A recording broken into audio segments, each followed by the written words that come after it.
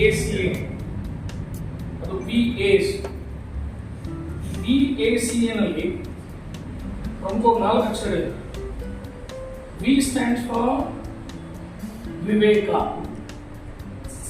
Viveka means where knowledge, personality and skill all together, then it means that Viveka.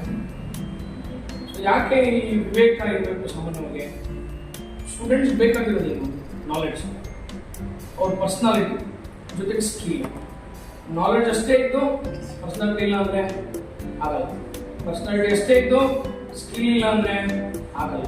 So that is why KPS, knowledge, personality, skill, ಈ ಎಲ್ಲದೂ ಇರೋ ಒಂದು word ವಿವೇಕ. ಜೊತೆ ಆ ವಿವೇಕ ಒಬ್ಬರೇ ಇಟ್ಕೊಳಕ್ಕಾಗಲ್ಲ, ಒಬ್ಬರಿಂದನೇ ನಾವೇ ಬೆಳೆಸ್ಕೊಳಕ್ಕಾಗಲ್ಲ. ಅದಕ್ಕೆ ನಾವು ಅನ್ನೋ ಒಂದು ಗುಂಪು ಇರಬೇಕು. V stands for V means ನಾವು. ನೆಕ್ಸ್ಟ್ ACE ಅಂತ ಇದೆ ಪದ, ಅದರಲ್ಲಿ ಎ ಅನ್ನೋ ಪದ ಅನಲೈಸ್ ಅಂತ. ಸೊ ಫಸ್ಟ್ ಬೇಕಾಗಿರೋದು ಅನಲೈಸ್. ಯಾವುದೇ ಒಂದು ಕೆಲಸ ಮಾಡಬೇಕಾದ್ರೂ ನಾವು ನಮ್ಮ ಅಕಾಡೆಮಿನಲ್ಲಿ ಈ ಒಂದು ಕೋಚಿಂಗ್ ಕ್ಲಾಸಸ್ಸಲ್ಲಿ ಫಸ್ಟ್ ಮಾಡೋ ಕೆಲಸ ಅನಲೈಸ್ ಮಾಡ್ತೀವಿ. ಸೊ ಹೇಗಿದೆ ಆಟಿಟ್ಯೂಡ್ ಸ್ಟೂಡೆಂಟ್ಸ್, ಕಾನ್ಫಿಡೆನ್ಸ್ ಏನಿದೆ, ಜೊತೆಗೆ ಅವನ ಅಪ್ರೋಚ್ ಟುವರ್ಡ್ಸ್ ಸಬ್ಜೆಕ್ಟ್ ಹೇಗಿದೆ, ಇದು ನೋಡ್ತೀವಿ. ನೆಕ್ಸ್ಟ್ ಅಂಡ್ ವಿಲ್ ಕಂಪೇರ್ ಆ ಡೇ ಟು ಡೇ ಏನು ಆಕ್ಟಿವಿಟೀಸ್ ನಡೆಯುತ್ತೆ ಅದ್ರ ಜೊತೆ ಕಂಪೇರ್ ಮಾಡ್ತೀವಿ. ಸೊ ಅದಾದ್ಮೇಲೆ ಇವ್ಯಾಲ್ಯೂಯೇಟ್ ಮಾಡ್ತೀವಿ. Every monthly once will conduct some exams. So ಅದಕ್ಕೋಸ್ಕರ ಇದನ್ನು VAs, ಇದು ಅಕಾಡೆಮಿ ಆಫ್ ಕೋಚಿಂಗ್ ಎಕ್ಸ್ಪರ್ಟ್ಸ್. ಆದರೆ ವಿವೇಕ ಇರ್ತಕ್ಕಂಥ ಕೋಚಿಂಗ್ ಎಕ್ಸ್ಪರ್ಟ್ಸ್. ನಾವು ತುಂಬಾ ಸಾಧನೆ ಮಾಡ್ತಿದ್ದೀವಿ, ತುಂಬಾ ಒಳ್ಳೆ ಸುಮಾರು ಎಷ್ಟೋ ಜನ ಡಾಕ್ಟರ್ ಇದ್ದಾರೆ. ಅದು ಯಾವತ್ತೂ ಒಬ್ಬ ಲೆಕ್ಚರರು ಇದನ್ನ ಕ್ಲೈಮ್ ಮಾಡೋಕ್ಕಾಗಲ್ಲ. PCMB 4 ರೋಲ್ ಆಗುತ್ತೆ ಮೆಡಿಕಲ್ಗೆ. ಸರ್ ಹೇಗೆ ಮ್ಯಾಥ್ಸ್ ಫೇಲ್ ಆಗುತ್ತೆ, ಸೊ ನೀಟ್ ರಿಸಲ್ಟ್ ರಿಟೈರ್ಡ್ ಆಗುತ್ತೆ. ಅದಕ್ಕೆ ಆಗ್ತಾ ಇದೆಯಾ ನೀನು PCMB ತಗೊಂಡು ಅಂದರೆ ಮ್ಯಾಥ್ಸ್ ಲೆಕ್ಚರರ್ದು ಕಾಂಟ್ರಿಬ್ಯೂಷನ್ ಇದೆ. ಇದೇ ನಾವು ಮಾಡ್ತಕ್ಕಂಥ ಅನಲೈಸ್. ಈಗ ಅನಲೈಸ್ ಮಾಡೋದ್ರಿಂದ ಏನನ್ಬೋದು? PCMB ತಗೊಂಡು ಮ್ಯಾಥ್ಸ್ ಬೇಡ, ಜಸ್ಟ್ ಬರಲಿ. ಈಗ ನಂದೇ ಉದಾಹರಣೆ, ಸೊ ಮ್ಯಾಥ್ಸ್ ಜಸ್ಟ್ ಪಾಸ್ ಆಗಿದ್ದು ನಾನು ಬೇಡ, ಮ್ಯಾಥ್ಸ್ ಆಗಿಲ್ಲ, ಸೆಕೆಂಡ್ PUC ಮ್ಯಾಥ್ಸ್ ಫೇಲ್ ನಾನು. ಸೊ ಅದಕ್ಕೋಸ್ಕರ ಇಲ್ಲಿ ನಮ್ಮ ಅಕಾಡೆಮಿಯಲ್ಲಿ ಈ ಥೀಮ್ ಮೇಲೆ ಕೆಲಸ ಮಾಡಿ. ಮತ್ತು ಇರೋ ಎಲ್ಲ lecturers more than 12 years experience ಇರೋರೆ, ಅದರಲ್ಲೂ ಸೀನಿಯರ್ ಮೋಸ್ಟ್ ಫ್ಯಾಕಲ್ಟೀಸ್ ಇದ್ದಾರೆ. ಸೊ ಇದೇ ಉದ್ದೇಶಕ್ಕಾಗಿ ಈ VAs academy of coaching experts ಅಂತ ಯಾಕೆ ಬಂತು? ಸುಮಾರು 10 ವರ್ಷ ಆಗಿರ್ಬೇಕು ಎಕ್ಸ್ಪರ್ಟ್ ಅಂತ ಕ್ಲೈಮ್ ಮಾಡಿದ್ರು. So academy of coaching experts ಅಂದ್ರೆ ಅಷ್ಟು ಎಕ್ಸ್ಪರ್ಟ್ಸ್ ಅವರು. ಅದಕ್ಕೋಸ್ಕರ ನಾವು ಒಂದು ಸ್ವಲ್ಪ ನಮ್ಮ we are not claiming that we are the best. No, we are saying that we will do the best. So usually ಯಾರು ಒಂದು ಅಕಾಡೆಮಿ ನೇಮ್ ಕೊಡೋದ್ರಿಂದ ಈ ತರ ಮೀನಿಂಗ್ ಇರುತ್ತೆ ಅಂತ ತಿಳ್ಕೊಂಡಿರಲ್ಲ. ಬಟ್ ಈ 4 ನೇಮ್ ಇಂದ ಏನಿದೆ ಮೀನಿಂಗ್ ತುಂಬಾ ಚೆನ್ನಾಗಿದೆ ಸರ್. ಸರ್ ನನ್ನ ನೆಕ್ಸ್ಟ್ ಕ್ವಶನ್ ಬಂದು, ನೀವು ಈ ಪ್ರದೇಶದಲ್ಲಿ ಯಾಕೆ ಅಕಾಡೆಮಿ ಓಪನ್ ಮಾಡಬೇಕು ಅಂತ?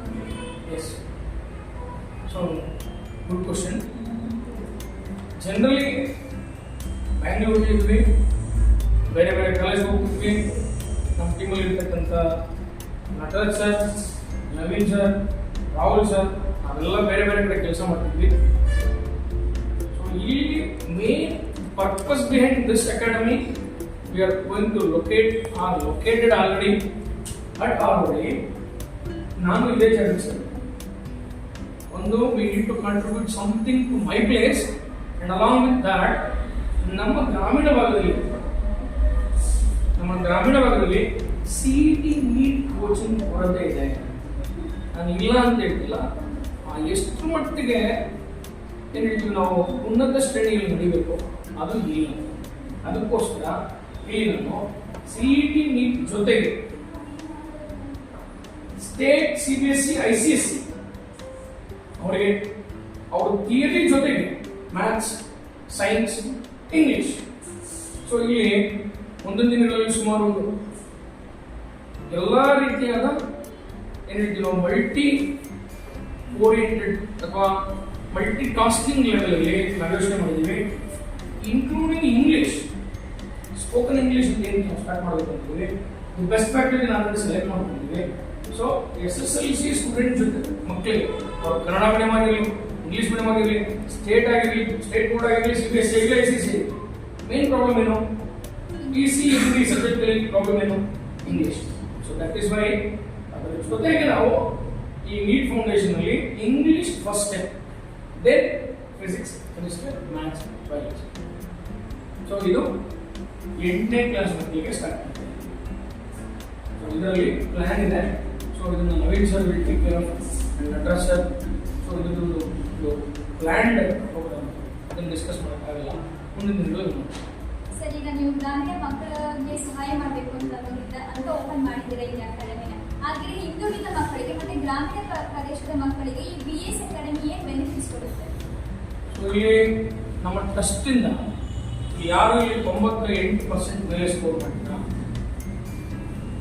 ಯಾರು ಸ್ಕೋರ್ ಮಾಡಿದ್ರೆ ಅವರಿಗೆ ನಮ್ಮ ಅಕಾಡೆಮಿಯಲ್ಲಿ, ಸೊ ಈ ಥರ ಏನು ನಮ್ಮ ಡೈರೆಕ್ಟರ್ಸ್ ಡಿಸೈಡ್ ಮಾಡಿದರೆ ಖಂಡಿತ ಪ್ರತಿಯೊಂದು ಮಗುಗೂ ಟಾಪರ್ಸ್ಗೆ 98% ಇರೋರಿಗೆ ಒಂದಿಷ್ಟು ಪರ್ಸೆಂಟೇಜ್ ಅಂತೇಳಿ ಡಿಸ್ಕೌಂಟ್ ಸಿಗುತ್ತೆ. ಮತ್ತು ಈಗ ಸ್ಟಾರ್ಟ್ ಮಾಡೋದು 8th, 9th, 10th, first PUC, second PUC ಅದು ಕಂಟಿನ್ಯೂ ಆಗ್ತಾನೆ ಹೋಗುತ್ತೆ. ಮತ್ತು ಸ್ಲೋ ಲರ್ನರ್ಸ್ಗೆ ನಮಗೆ ತುಂಬ ಎಕ್ಸಾಂಪಲ್ಸ್ ಇದೆ. ಮೇ ಬಿ ಮುಂದಿನ ದಿನಗಳಲ್ಲಿ ನೀವು ವಿಡಿಯೋಗಳನ್ನ ನೋಡ್ಬೋದು. ನಮ್ಮ ಸ್ಟೂಡೆಂಟು ಹೇಗೆ 42% ತೊಗೊಂಡು 83% ಸ್ಕೋರ್ ಮಾಡ್ದ, ಅದರಿಂದ ಸ್ಟೂಡೆಂಟ್ ಲೆಕ್ಚರರ್ಸ್ ಎಷ್ಟು ಹೆಲ್ಪ್ ಮಾಡೋದು, ಇದೆಲ್ಲ ಮುಂದೆ ಗೊತ್ತಾಗುತ್ತೆ. ಸೊ ಅದಕ್ಕೋಸ್ಕರ ಈ ಗ್ರಾಮೀಣ ಅಭ್ಯರ್ಥಿಗಳು ಏನಿದ್ದಾರೆ ಕನ್ನಡ ಮೀಡಿಯಂ ಮತ್ತು ಅವರಿಗೆ ಮೇನಾಗಿ ಬೇಕಾಗಿರೋದು spoken English class. So to learn subject English is essential, but it is not only English. It's not only because of English. It is not totally dependent on English, but English is key role playing. Sir, ಈಗ ನೀವೇನೇನು ಅನ್ಕೊಂಡಿದ್ದೀರಾ plants ಎಲ್ಲ execute ಮಾಡಬೇಕು ಅಂತಂದ್ರೆ ನಿಮ್ಮ BS ಅಕಾಡೆಮಿಯ experts ಬಗ್ಗೆ ನೀವೇನು ಹೇಳಕ್ ಇಷ್ಟಪಡ್ತೀರಾ? ಈಗ ನಮ್ಮಲ್ಲಿ ನವೀನ್ ಸರ್ ಇದ್ದಾರೆ, ಮ್ಯಾಥಮೆಟಿಕ್ಸ್ ಸುಮಾರು 13 ವರ್ಷ ಎಕ್ಸ್ಪೀರಿಯನ್ಸು. ಟಾಪ್ ಮೋಸ್ಟ್ ಕಾಲೇಜಸ್ ಕೆಲಸ ಮಾಡಿದ್ದಾರೆ. ಸೊ ಮುಂದಿನ ದಿನಗಳಲ್ಲಿ ನಮ್ಮದು ಒಂದು ಆಸೆ ಇದೆ. ಸೊ ಅವ್ರ ಸಬ್ಜೆಕ್ಟಲ್ಲಿ ಪ್ರತಿ ವರ್ಷ, ಇದು ಅವ್ರ ಪಡಿಕೆ ಅಲ್ಲ, ಪ್ರತಿ ವರ್ಷ ಅಟ್ಲೀಸ್ಟ್ ಒಂದು 3-4 ಜನ 100 ಸ್ಕೋರ್ ಮಾಡಿ 100 ಸ್ಕೋರ್ ಮಾಡೋರೆ ಅಂತ ತಕ್ಷಣ ಅದಕ್ಕೆ ನಾವೇ ಕಾರಣ ಅಂತ ಹೇಳಿಲ್ಲ. ಬಟ್ ನಾವು ಒಂಥರ ದೇವಸ್ಥಾನದಲ್ಲಿ ಪೂಜಾರಿ ಇರ್ತಾರೆ, ದೇವ್ರು ನೋಡ್ಬೇಕಾದ್ರೆ ಸ್ವಲ್ಪ ತೋರಿಸ್ತೀವಿ ದೇವ್ರನ್ನ ನೀಟಾಗಿ ಏನು ನೋಡ್ಬೋದು. ಸೊ ಈ ಥರ ನವೀನ್ ಸರ್ ಒಂದು, ಅದೇ ಥರ ನಟರಾಜ್ ಸರ್ ಇದ್ದಾರೆ, ಕೆಮಿಸ್ಟ್ರಿ, ಸುಮಾರು 18 ವರ್ಷ ಎಕ್ಸ್ಪೀರಿಯನ್ಸು ಅವರಲ್ಲೂ ಇದೆ. ಸುಮಾರು ಪ್ರತಿ ವರ್ಷ 4 ಜನ ಅಥವಾ 3 ಜನ, 3ರಿಂದ 4 ಜನ 100 ಇರುತ್ತೆ. ಮತ್ತು ಇನ್ನೊಂದು ಒಂದೇ ವಿಚಾರ, ಯಾರೋ 60% ತೆಗೆದಿದ್ರು, ಯಾರೋ 55% ತೆಗೆದಿದ್ರು, ಅವರು 87%, 90% ತೆಗಿತಾ ಇದ್ದಾರೆ.